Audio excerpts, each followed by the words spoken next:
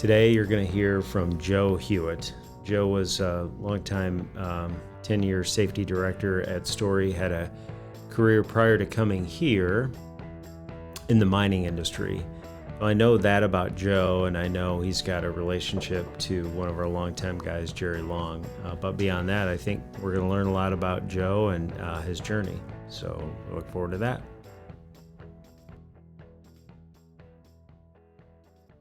So I don't know you that well, so I'm going to learn a lot through this. So where did you grow up? And tell me about that.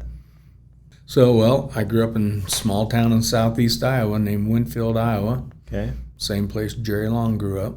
Did you know him growing up? Jerry and I went to school together, and we grew up together. We played together as kids. We did winter trap lines together. Yeah, so we spent a lot of time together. I knew you knew Jerry. I just didn't know from where, if it was at college or if it was before. No, it was from the hometown. My my mom and dad were in their mid-40s when I was born, and Jerry's mom and dad were on the opposite end of the spectrum. Mid-20s? Yeah, they were young parents, and so anyway, I kind of adopted myself into that group, and a lot of the running around and other things we did, a lot of it was with the Long family and some of their relation and things. So, all right, siblings? Do you have siblings? I do. I have a brother and a sister, and they were as kind of like a second family. My brother was 13 years older than me, and my sister was 12 years older than me. Wow. Now, my sister's still living. My brother's been gone for about 7 years. My parents, my dad was an owner-operator of a long-haul over-the-road truck. Okay.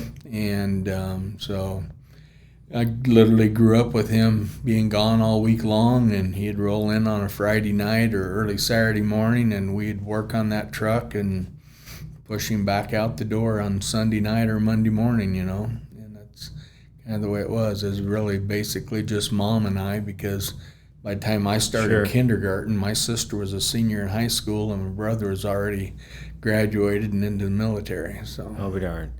So did he have a consistent customer that he would haul for, or would it be different people? He had different people. I mean, his business evolved over the years as the industry changed. But in the early days, he would haul livestock. We had our own stockyard in town and things like that, and he would haul livestock from there to Chicago, I'm told. I mean, that was before my time. Time I came around, he was hauling steel, basically. He hauled a lot for Brady Motor Freight out of St. Louis, and he finished his career hauling for CRST out of Cedar Rapids.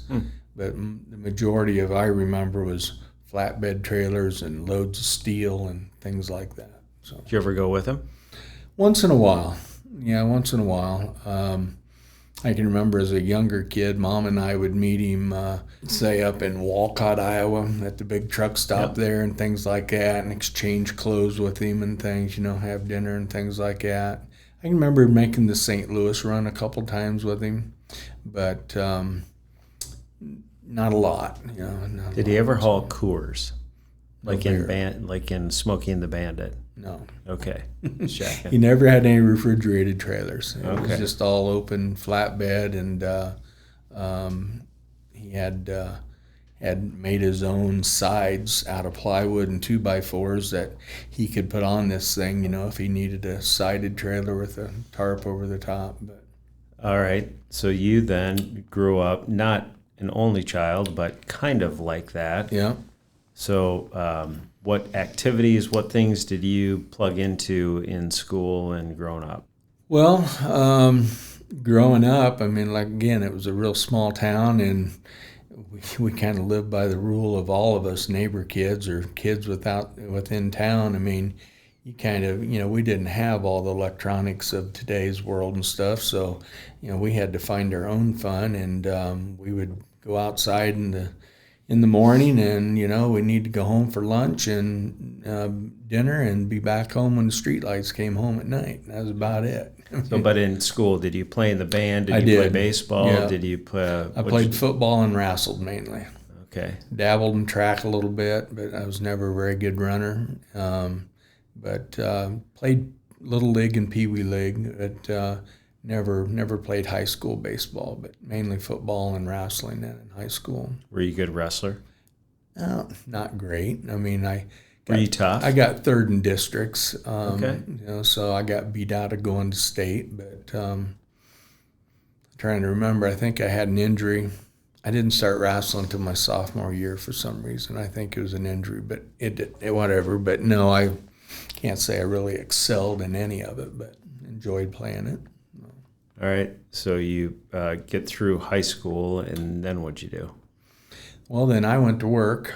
Of course, I guess I kind of worked my whole life. Grew up working on Dad's trucks and mowing yards and helping the local farmers, from baling hay to walking, beans and corn and stuff. But then got a job at the local gas station in high school. At that time, our gas stations were all full-service stations, and we had 4 of them in town. I happened to work at Hates DX, but we would pump gas, wash windows, do oil changes, change mufflers. Even at that time, we was changing frost plugs out of cars. So whatever the service may be, that it wasn't a major engine tear down, but all the minor stuff like that, so we did. And then I went to work after high school with a local dirt moving contractor named Chuck Allgood Earth Moving. And we primarily did soil conservation work, waterways, farm terracing, ponds. We did some secondary gravel road work, broken field tiles, things like that. So did you were you an equipment operator? Were you on the ground? Both. Okay. You did it all for him. I mean, this was a business that had 5-6 employees at the top, so it depended what the job required, but we would be, I spent a lot of time operating rubber-tired scrapers, taking dirt from a borrow pit at point A and, delivering it to point B, wherever that may be for whatever. But then also there's many times we'd be clearing out creeks and things that were too muddy to actually get the dozer down into, so you was on the end of a log chain, chaining up the trees, and the dozer would be pulling them out then, and the boss, he was an equipment instructor in the Marine Corps, and he kind of lived that every day. And anyway, he expected you to be at the drop-off point for this burn pile when he got there, even though he was running in third gear and you had 10 pounds of mud on your boots. And he expected you to be back at the creek when he got there, that way. So we was in pretty good shape. Yeah, I was going to say, it sounded like you were fed, or it was a fitness program. Yeah, it was. It never appreciated it at the time, but he had a lot of good work ethic to him, and even though we didn't know we was learning it, we was, and that's what I did for the first 5 or 6 years out of high school. Okay. And then moved to Des Moines and got a job with a company called Bituminous Material and Supplies.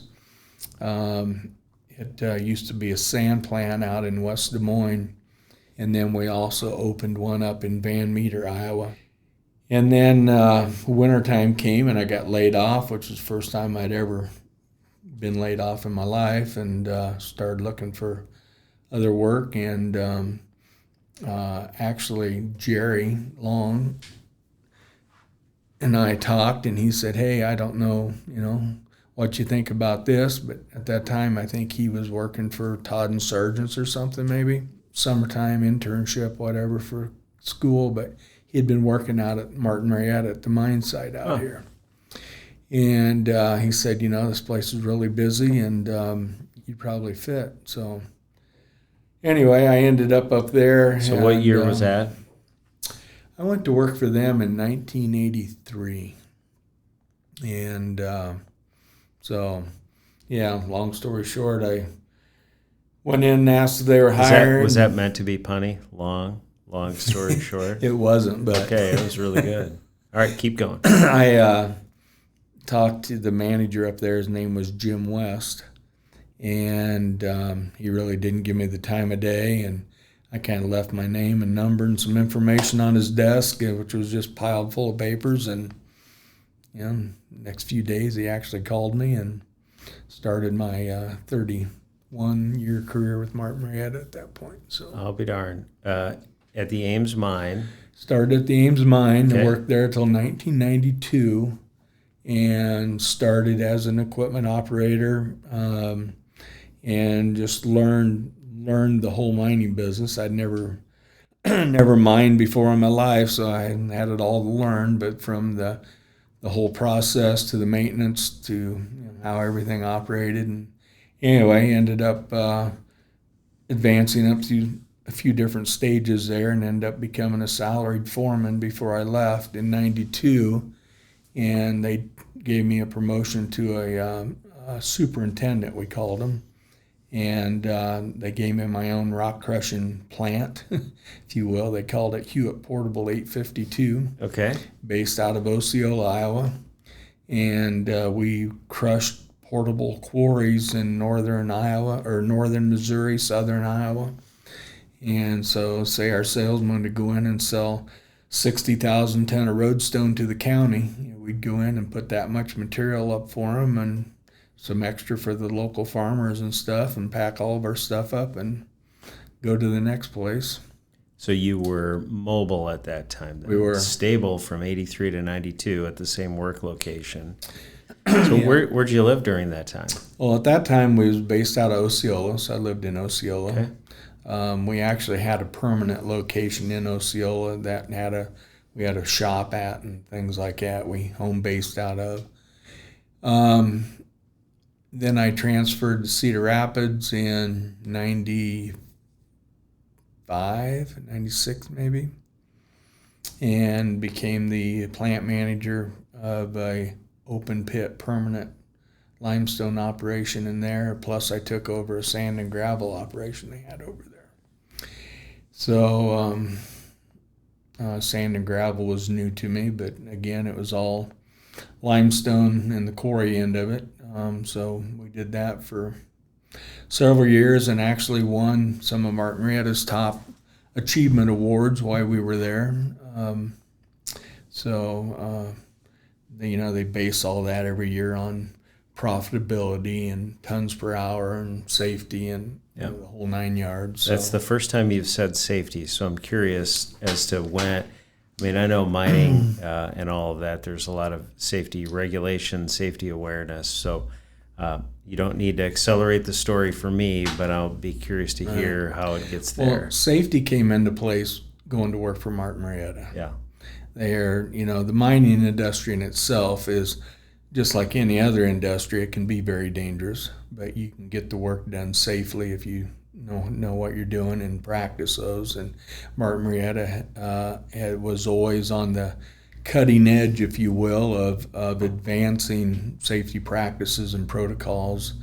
And then when I took over the plants myself, you wear every hat there is. I mean, you're responsible for the safety, the production, the profit loss, the whole 9 yards. So anyway, really in the Cedar Rapids years that I was there is when I really became interested in the safety protocol. And unlike the construction industry with OSHA, the mining industry has MSHA, Mine Safety and Health Administration.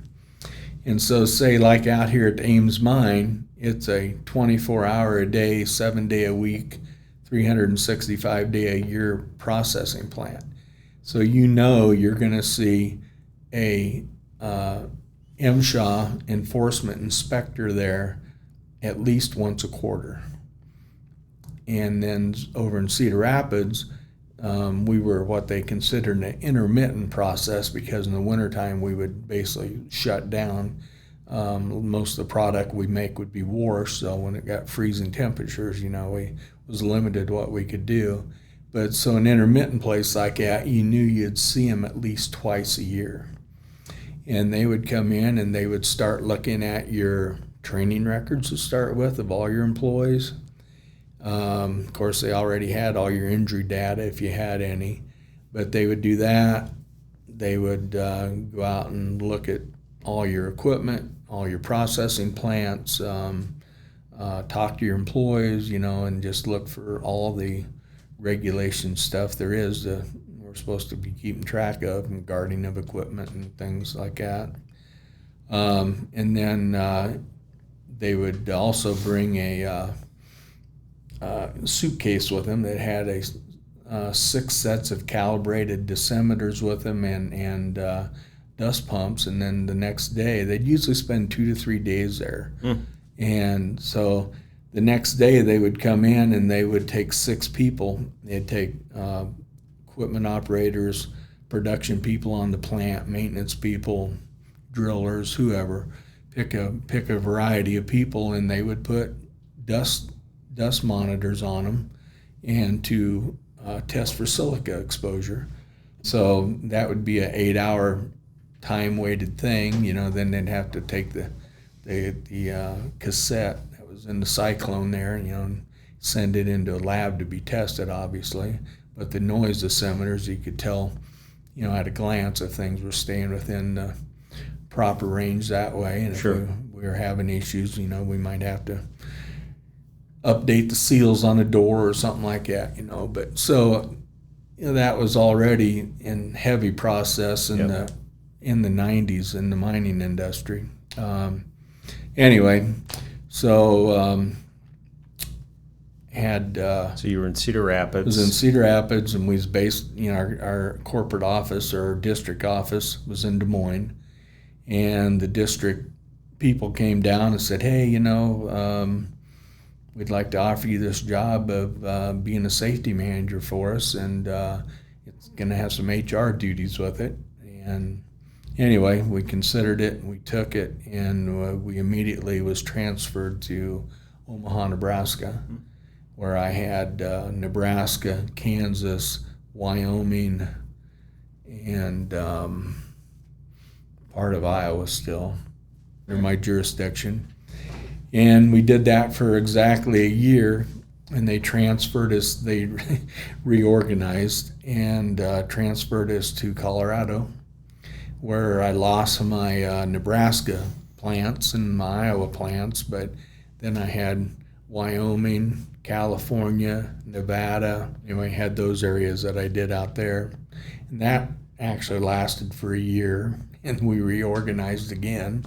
And I ended up in Hot Springs, Arkansas, and where I was there for 10 years then, and had a 5-state area, Texas, Oklahoma, Tennessee, Arkansas, where I had about a 300-person group in this district. So, the plants themselves wasn't that big, but total-wise, I was the only HR safety guy over that 5-state area. So spent a lot of time traveling and doing that kind of stuff. And then they reorganized another time then and put us underneath the San Antonio district. And anyway, came up to Arkansas and let about 4 or 5 of us managers go, and just absorbed our jobs in with what they already had in place. And so that's when... So what year was that?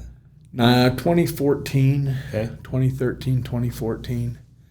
And so, like I say, I had like 31 years in with him at that time. And So was that surprising? it was, yeah. Yeah, I had full intentions of finishing my career out with Martin Marietta. And so anyway, we decided to come back home to Iowa. Yeah, so you keep referring to we did this and we did that. So who's we? My wife and I, Debbie. Okay. How'd you meet her?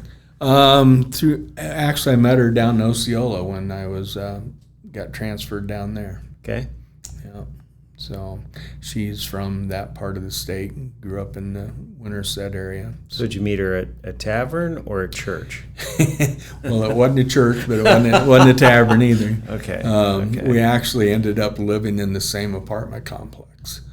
And so I met her that way. Actually, our kids, she had a boy and a girl, and I had a boy and a girl, and our kids started playing with each other and things like that. And Okay. we met through that way. So and just ironically, the boys were 6 months apart in age, and so were the girls. So I'll be darned. yeah. So you guys moved around a lot. We did. She must be a good sport. Yeah. Okay. Yeah, she was she's a trooper through it all, and so anyway, like I say, we came back to Iowa and ended up going back to the Cedar Rapids area, as we have a daughter and a son-in-law and two granddaughters that live over there, and started there, and never really ever found any meaningful employment over there. Found things to do, but nothing I just wanted to call home. And again, Jerry Long drops me a message and says, "Hey, I don't know what you're doing nowadays, but Story Construction, where I work, has an opening for their safety manager position. If you think something you might be interested in." Long story short, I got the information and filled out a application, and some time went by and never heard anything, and so I just dropped Jerry a message and said, "Hey, I haven't heard nothing," so I assumed they decided to go a different direction. And he said, "Well, I don't know for sure, let me check." And anyway, he checked with Pat, and next thing I know, we were arranging for me to come over for an interview, and went through 2 or 3 interview processes. I don't remember exactly for sure now. And long story short, we moved once again and came over here, and spent better part of 9 years working with you guys. So, What was that transition like from mining and MSHA to OSHA and construction? Was it a small step, no big deal? Was it a big step? What did that look like? It wasn't a huge step, but it was definitely differences. There is safety culture differences in between construction industry and the mining industry, and a lot of it has to do with the government in between the OSHA and the MSHA, the way they do things. Like I told you, in the mining industry, you'd see an inspector guaranteed so many times a year. Where here, we only see one if we have a complaint or have a catastrophe of some sort or something like that. So there's a lot of guys in the construction industry that work many years in their career and never see an OSHA inspector. Sure. And so that's the big difference. So it was really, we had, through the mining business and through, I really only worked for Martin Marietta in the mining business, so I can only relate to their policies and stuff, but they had a lot of zero tolerance policies. And they didn't care if you'd been there 3 days, 30 years. If you was violating one of those safety policies, chances are you didn't have a job. Whether it would be going up and working at heights without the proper fall protection on, or working on a piece of equipment without having it locked out and tagged out properly. Things like that. They were really hard-nosed and serious to the point that we would rather tell you goodbye as opposed to have to call your family and tell them we got you hurt or killed. Yeah. Oh. Well, that makes me think of all of the, I'll say, safety requirements and or safety hazards that you have seen creep into the work environment in your career. I think of like earbuds. I think of phones, like all the distractions. So what does that look like from a culture and a compliance perspective in your career? Yeah, you're right. I mean, I've seen all that happen, and they're definitely distractions. Earbuds are not hearing protection because they're listening to something else in their ears when they have those in. Obviously, the thing about hearing and noise injuries, even though they can become work-related injuries, that's something that would happen over a long period of time. Because you only lose your hearing a little bit at a time, before you really start noticing it. And if push come to shove, then it could go back over history. But that's why we have to do the noise monitoring and things like that, and have records of that kind of stuff. So Cell phones, definitely different, I mean, some places need to use them to communicate back and forth, but they're easy to be a distraction with all the social media that we all have at our fingertips and stuff, Yep. So I know my son-in-law works for Martin Marietta today, and they have a zero cell phone policy. They're not to even have their phones with them on the job site. I mean, leave it in their car, leave it in their locker, whatever. I mean, they're salaried personnel or managers on site that have company phones, but the actual construction miners, if you will, Yep. Aren't to have them. Yep. But some of the things that I've seen change through my son-in-law's eyes, since I've left Martin Marietta, they now wear gloves 100% of the time, and they aren't just any glove. They have different levels of cut resistance, and depending on what job they're doing, things like that. Yeah. So what have you, thinking about Story and safety with your time at Story, how would you talk about that? What did you observe, accomplishments that we had, programs we put in place?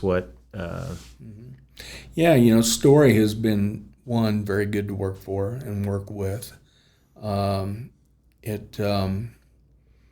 been a lot of changes over the 9 years or so I was here. Story always had safety in mind and tried to put the best foot forward, obviously. But there's always room for improvements and things, and it's been an incremental and gradual step toward that. And there's been some big changes. One of the big ones that I think I was involved with was getting rid of our soft stop 6-foot lanyards for fall protection. And we went to the single leg SRLs that we use today. The big difference between that is most of the time we never worked high enough for those 6-foot soft stops to really protect our employees if they would fall in one. Sure. And so it's kind of just a false sense of security, if you will. So getting that changed over, and another thing that did by us, we really paid attention to trying to be universal on buying the same equipment with leading edge protection and things like that, so our guys didn't have to wonder whether they were selecting the right piece of fall protection to wear for whatever job they were doing. So that was a big change. We changed hard hats, which I think has been beneficial also. The old style we had set really high on your head, and the newer style we use today is a lot lower profile. And of course, if you guys have seen, hard hat designs keep changing too. Yeah. But anyway, we made a big step in commitment by changing hard hats, which I think went a long ways toward helping prevent neck strain and things like that. And then just the other safety programs. When Nick came on board, he's been very proactive at helping with things also. But before he got here, we'd started the HazRec program. I don't know how you weigh the success of that kind of stuff. What it really prevented, but we have seen gradual increase all the time of participation and hazards being identified. Yeah, what is that? What's the HazRec program? Well, the HazRec program was actually first designed to help educate our field staff, if you will. A lot of the new guys, but some of the older ones too, but to give them the knowledge to hopefully be able to walk out of the job trailer and recognize a hazard before it becomes an injury, and either correct it or report it, and so it can be corrected, something like that. It's just another prevention tool. Yeah, so we get now to the point where from our sites and our project teams, we're getting somewhere between 30 and 50 maybe recognized hazards every week reported, identified, reported, and remedied. And yeah, the idea is that if we can remedy it before something bad happens, we're winning. So it's a big lead indicator in how we think about safety. Absolutely, yeah.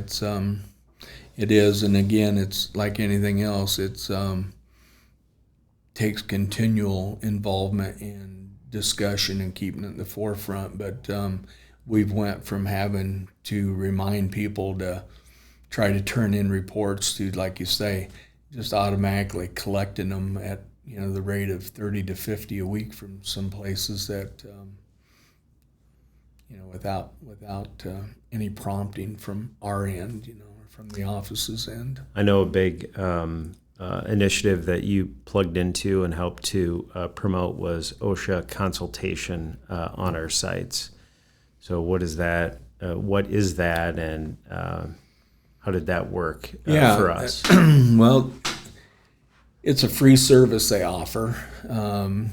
It was really designed for smaller contractors who didn't have their own safety programs and training and things like that. But nevertheless, we qualified for it also. And we would schedule visits to job sites with OSHA consultation. There's two sides to OSHA. There's consultation, education, and there's enforcement. And even though they office in the same building, they're not supposed to share notes or stories or know where each other's going or anything like that. But an OSHA consultation visit can take place on one of your job sites up to once every 3 months.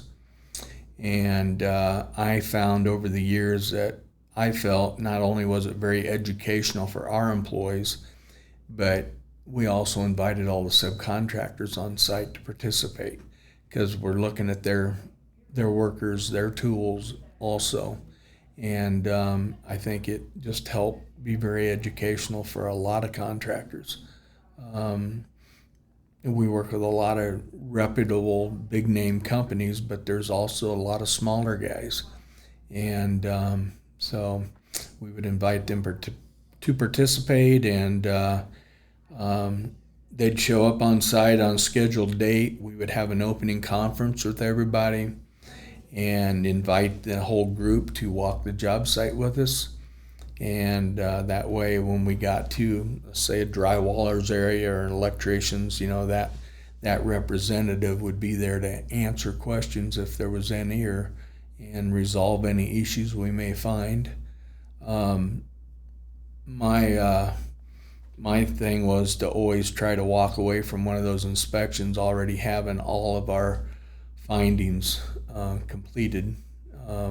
Most of them were very easy to do and quick. Sometimes if you had to order something or you couldn't fix it right away, you just need to make sure the area was safe and not let anyone else work there until you could make it safe. And the consultation officer would work with you on a timeline to get that corrected. So, and if we had to walk away without correcting something, then they wanted us to send them pictures of the correction and the date we got it corrected back for their reports. Sure.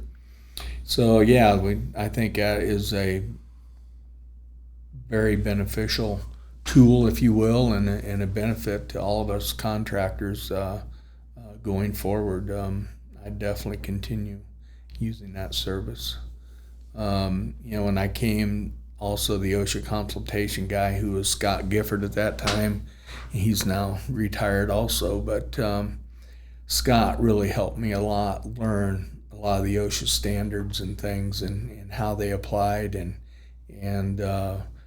I'd go out and inspect job sites on my own and have questions. I could call him up and say, "Hey Scott, I saw this today, how's that relate to the standards, or what have you seen in the past? How have you handled this?" And he really helped educate me a lot on that type of stuff. So you referred to retirement, and yeah, this is the Exit Interview podcast. So this is talking to retirees about the stories of the Iowa industry and of our company. So a couple months ago, you said, "Hey, yep, it's time to turn the page and retire." So what does retirement look like, and what are you looking forward to in your retirement? Well, so far retirement for me looked at just taking care of some health issues I had, Okay. and um, but yeah, it's really just I don't have any big plans to. I guess my wife and I don't have any big plans to do any big traveling or things like that. We're just gonna, be together, stay at home. We travel to see our kids. We have kids in Kansas City. We have kids over in the Cedar Rapids area. We have kids in this area. So we're, can, if we wake up on a Tuesday morning, decide it's time to go to Kansas City, we get the car and go to Kansas City. So Ames is home for now, at least? It is. I think we plan on staying here, to the best of my knowledge. Yeah. Don't have any reason to go anywhere else. We're fully established with the doctors here and things, and really like the care that I've been given. You guys know I've had some health issues over the years, and I don't foresee us relocating necessarily. Okay. Yeah. Well, good for us. So yeah, just being around and trying to be healthy. So. So this is where you drop pearls of wisdom, Joe. This is where you talk to the next gen and give them some advice and some counsel on, hey, to have a career in this industry, a career maybe in safety. What advice would you give somebody? Just be willing to do it. I guess I've been very fortunate in my career. I came out of, never went to college, just a high school education, and went to work, but through hard work and effort to learn and willingness to learn, and even volunteer for work that maybe someone else didn't want to do, whether it be overtime or whatever, to learn something new. I kept advancing my abilities. And when you do that and they're looking for someone else, well, your name percolates toward the top of, well, he has experience in this. We think he would be maybe a good one to look at for doing this. So that's just never give up. Work hard and be willing to do what it takes, And even though maybe you don't have an advanced degree like I don't, you're always learning regardless. Sure. Education's always there. Everyone gets it in a different realm, if you will. So. Anything I didn't ask about that you want to insert? The only other thing I would say when we go back to safety things, another big thing that I've seen change here at Story, safety is everyone's responsibility. It's not just the safety guys. And I think we have seen a shift in culture to that way, to everybody taking a piece of ownership in that.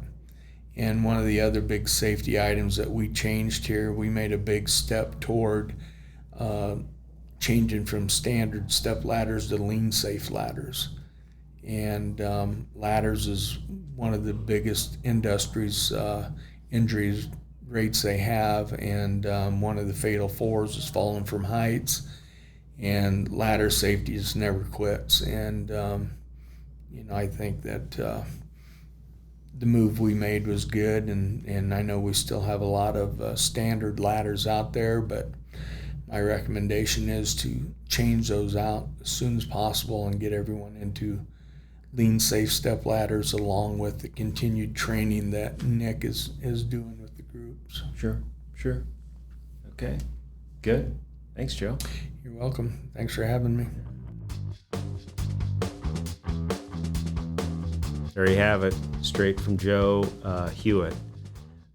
Interesting to me to hear about all of his travels and his career really at Martin Marietta and what that looked like, and ultimately leading to Story. Joe is very matter of fact. He's very straightforward. He's very methodical and diligent, and I heard all of that today come from him. It was gratifying to hear how he was able to finish his career, I think really on a great note, not just for Joe, but for Story. Thanks, Joe.